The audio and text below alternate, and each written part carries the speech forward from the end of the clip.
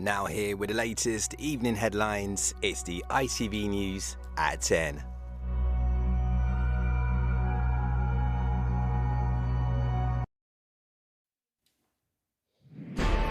After weeks of chaos, the government gives in to pressure, tweaking the COVID app to reduce the pings. It means fewer people will be told to isolate, much to the relief of businesses across the country. We're trying to open up, we're trying to balance. We have our most vulnerable people protected with the vaccine, and hopefully we are now starting to see a plateauing and a bit of a decline. Also in News at 10 tonight. The backtracking over travel rules continues as Boris Johnson ditches the idea of an amber watch list. We have to have a balanced approach, and what I want to see is something that is as simple and as user-friendly for people as possible. Kind, funny, polite, handsome. A community reacts to the death of 5-year-old Logan Mwangi. 2 adults and a 13-year-old are in custody. The Afghan president blames American troops' speedy pullout for his country's worsening violence at the hands of the Taliban. And Emily, can she hold it? Yes, she can! the scream and strength that signals Team GB making history at the Olympics again.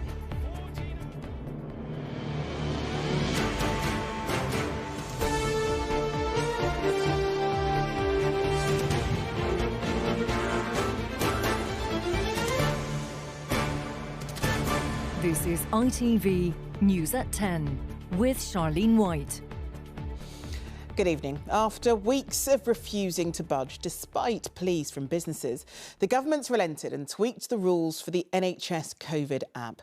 If you've been in contact with an asymptomatic case, from now you'll only be notified if it happened in the previous 2 days, not 5 as it is now. But for anyone in contact with someone with symptoms, the 5-day period remains. The app's proved controversial over the past fortnight, with nearly 700,000 people receiving the alert in a single week. Health Secretary Sajid Javid said the change of heart was about reducing the disruption that self-isolation can cause for people and businesses, while ensuring we're protecting those most at risk. It's been dubbed the pingdemic. Hundreds of thousands of people pinged by their NHS COVID app and told to quarantine. So bad it's left businesses with no staff and people stuck at home for 10 days. But now is the time to change how the app works. We had rising case rates, and it's inevitable that we had the app doing exactly what it should do, which is identify close contacts frequently. However, we're in a slightly different position now. We're trying to open up, we're trying to balance. We have our most vulnerable people protected with the vaccine, and hopefully we are now starting to see a plateauing and a bit of a decline. At the moment, people are pinged and told to isolate if they've been in close contact with a positive case 5 days before their test. That will now be lowered to 2 days, but only for asymptomatic cases. In 2 weeks, if you're double vaccinated, you won't need to self-isolate at all. With nearly 700,000 alerts sent in 1 week, the app has meant Hayley's cleaning business has virtually ground to a halt. More than half her staff are isolating and none has COVID. I've had to drag my 75-year-old father into help at times, and my mum, and obviously close family members. But I've had to stop the domestics for a while, the domestic side of the business. And I'm only doing 1/4 of my commercial work. So this change in the app couldn't have come soon enough for you? Yeah, fingers crossed. The success of the vaccine has meant more of us are asymptomatic and less likely to pass it on. Crucially, the sensitivity of the app and risk threshold hasn't changed. It will have some negative impact, but probably only marginally, and the benefits of not having to quarantine for what is ultimately quite low-risk contacts is, I think, outweighs the disadvantages. Health officials don't know how many people this will impact yet. It is an experiment, but one businesses are very pleased to see. Emily Morgan, News at 10. Back in down over the app wasn't the only COVID concession today. It now seems the Prime Minister has abandoned any plans he might have had for an amber watch list. That would have warned people planning a holiday that their chosen destination might soon be on the red list. But today's change to the rules meant that passengers from the United States and almost all of Europe could finally fly in without having to quarantine. The scenes at airports made crystal clear just how longed for those family reunions were. It isn't just about holidays. There were emotional reunions at Heathrow this morning as the first fully vaccinated travellers from the United States were allowed to return without quarantine. Karen hasn't hugged her son since December 2019. Just so overwhelmed, I'm so happy. Oh, it's been so long. And FaceTime isn't the same as a hug. And it's, 2 years, nearly 2 years, isn't it? The change in the rules applies to travellers from the US and Amber List EU countries apart from France, and more changes were in the pipeline. Later this week, the Green List, which requires no quarantine, could have new countries added to it. There were plans for the Amber List, requiring quarantine at home, to be supplemented with a new Amber Watch List for countries at risk of moving on to the Red List, which requires hotel quarantine. And as late as this morning, a junior minister was explaining why. Giving people a sense of which direction a country may or may not be heading in, I think is an extra piece of information that allows people to make decisions with as much of their own data as possible. But by the time of the Prime Minister's afternoon visit to a space technology centre, the idea simply faced too many obstacles. We have to have a balanced approach, and what I want to see is something that is as simple and as user-friendly for people as possible. Number 10 later confirmed the Prime Minister was against the idea, to the relief of MPs who'd been pressuring him to ditch it. The idea that there would be an amber watch list would have created greater uncertainty and confusion, which would put people off travelling to destinations that are essentially safe to travel. A concerted effort by the travel industry and its supporters in Westminster, up to and including the Chancellor, had seen off a further complication to travel restrictions at the peak of the holiday season. OK, so we've got the tweak to the app and abandoning the Amber watch list. So Emily and Carl have joined us. Emily, I'll start with you first. What do you think? Is this a sign of confidence or bowing to pressure?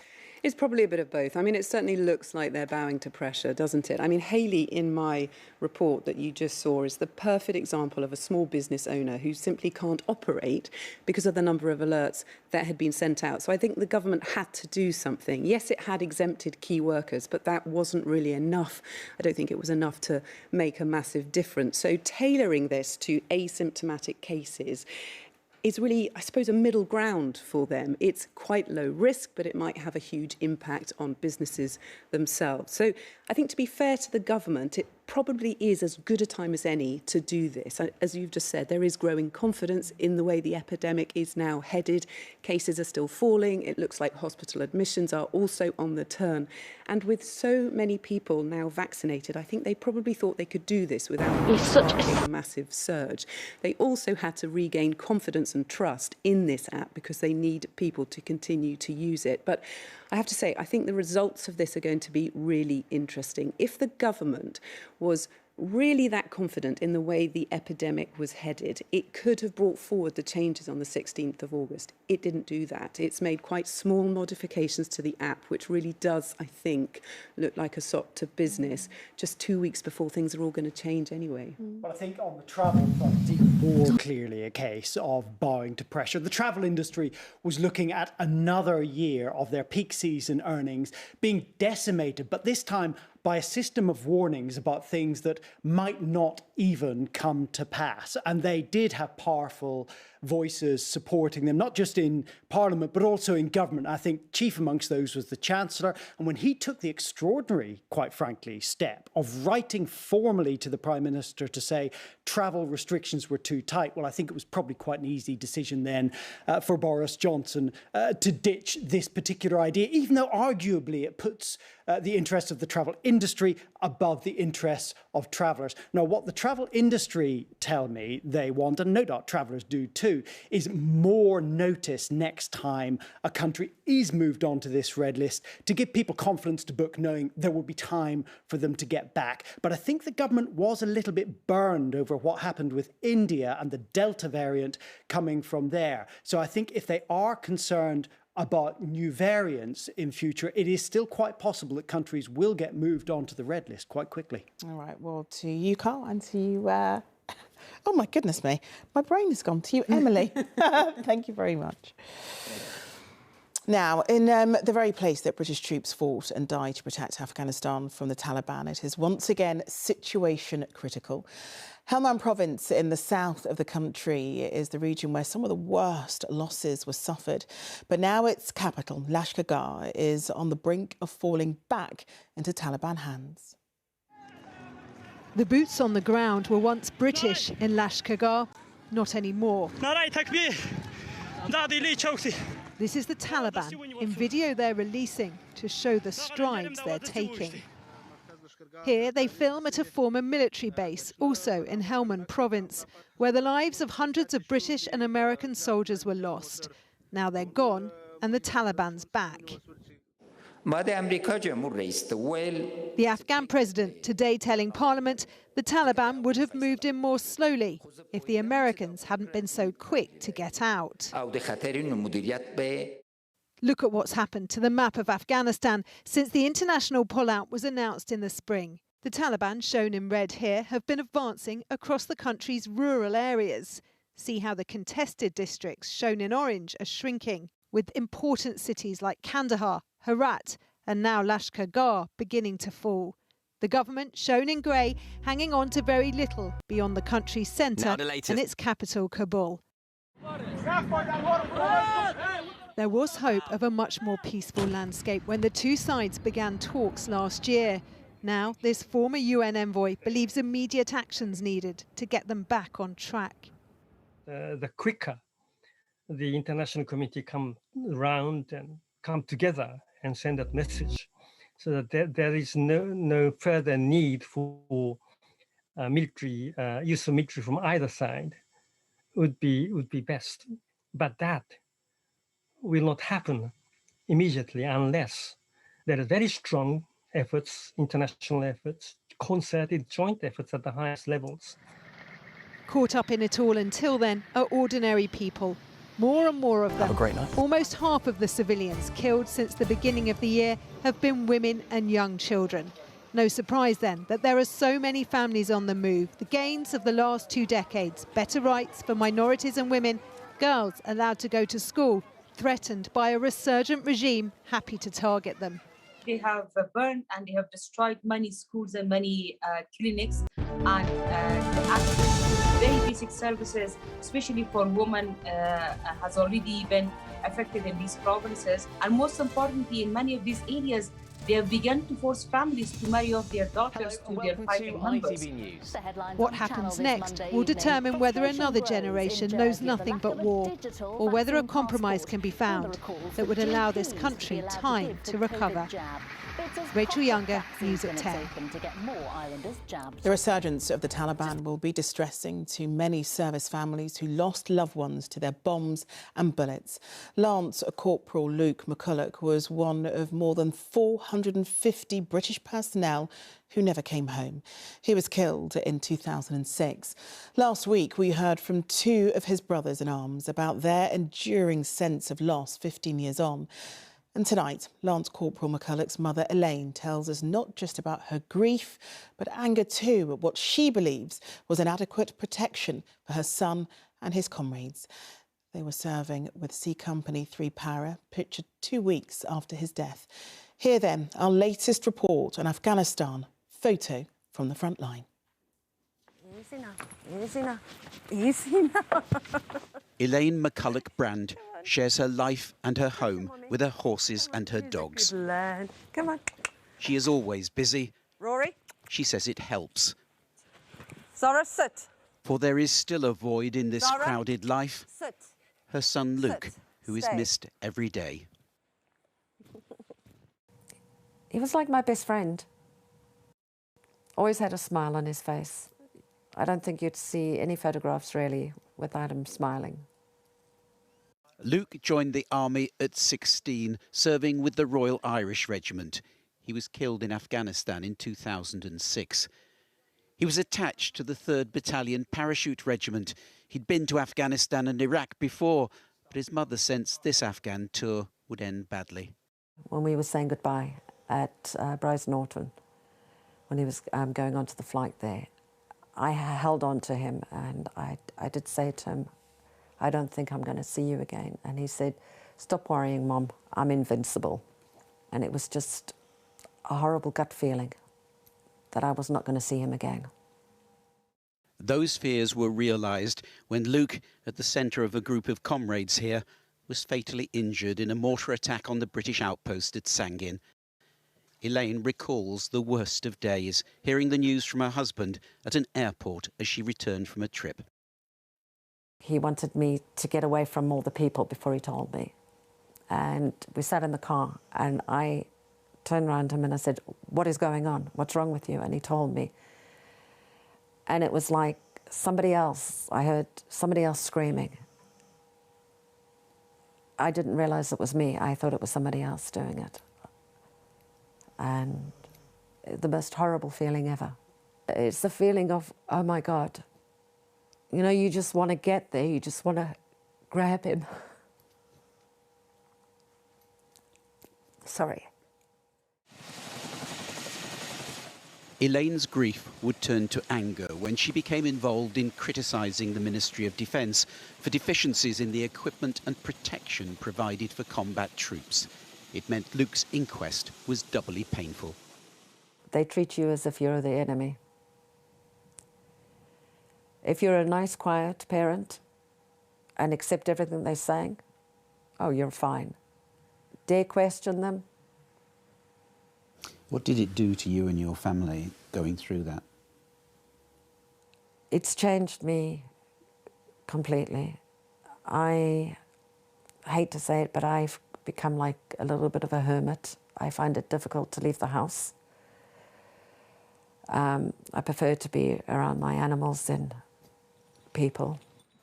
But she does take comfort from the stories Luke's comrades still tell about him.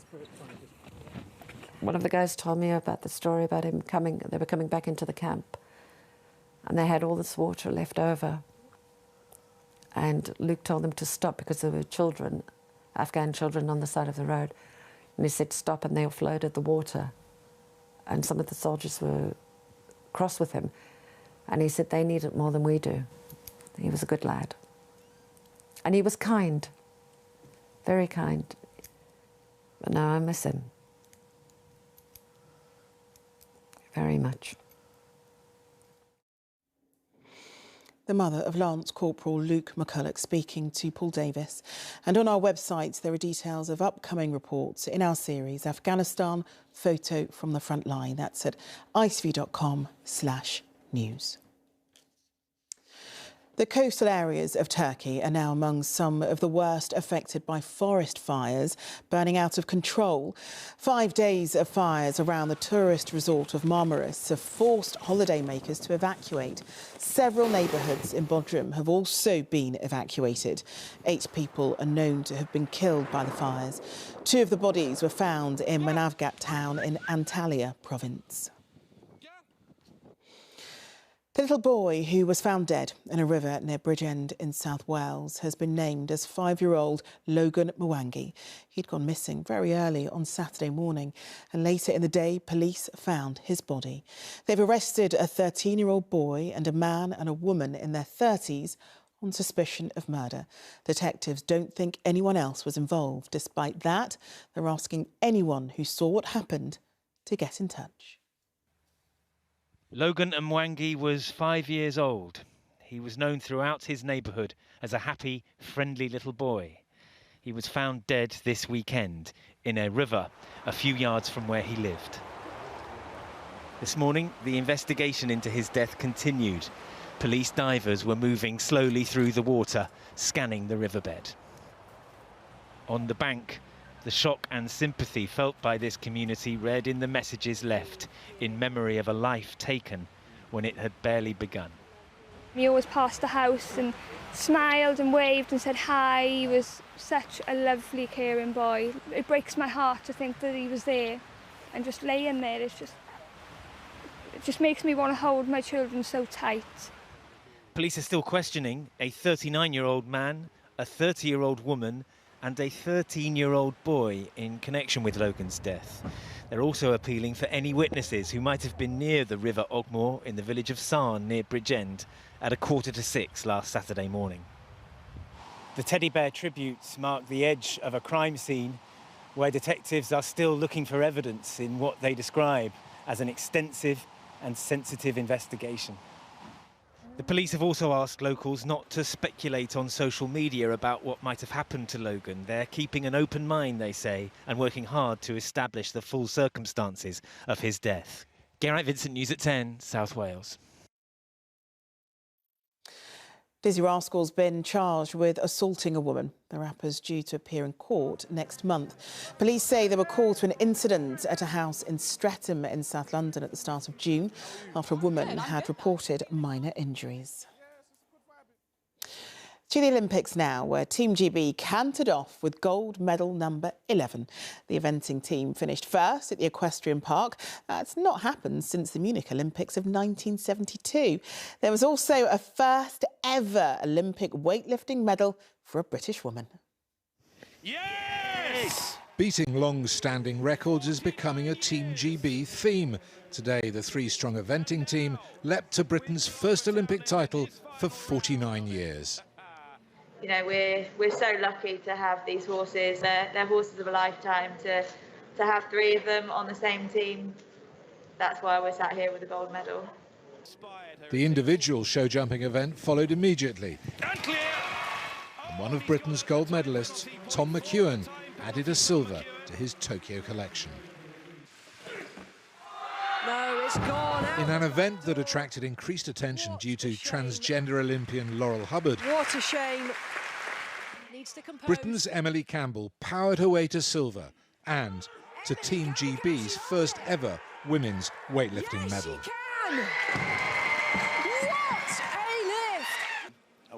Laura Kenny's ambition to become Britain's most decorated female athlete got off to a good start today with the women's pursuit quartet making it through to the next round.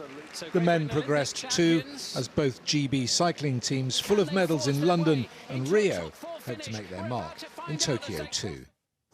With cycling, boxing and sailing, I think the last week, just with those three sports alone, will be exciting to see and monitor, and you know, I'm pretty confident we're going to be moving up the medal table. Laura Muir eased through to the semi-finals of the 1500 metres today, a disappointing 7th in Rio. Muir said afterwards she's in the best condition she possibly can be. While her progress was routine, world champion Sifan Hassan's was anything but. Falling with 400 metres to go, not only did she catch the leading pack, a little bit tougher than it was supposed to be. She went on to win. The biggest concern currently for Team GB is the underperforming athletics squad. The hope is some success in tomorrow's women's 800 metres final will kickstart momentum. Elsewhere tomorrow, all eyes will be on the gymnastics venue, where Simone Biles will compete on the beam. After withdrawing from everything else last week, citing mental health issues, her return to action will no doubt win her many more friends than she already has. Steve Scott, News at 10, Tokyo.